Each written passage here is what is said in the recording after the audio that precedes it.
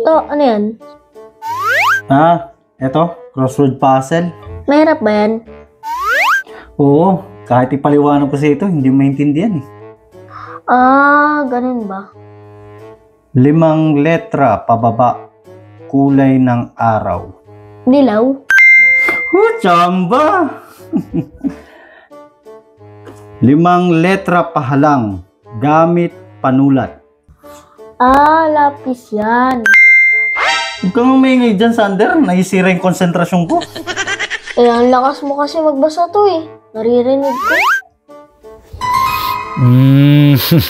Tingnan na lang natin, Sander, kung masagutan mo pa to. 5 letra pababa, gupit ng buhok. Kalbo?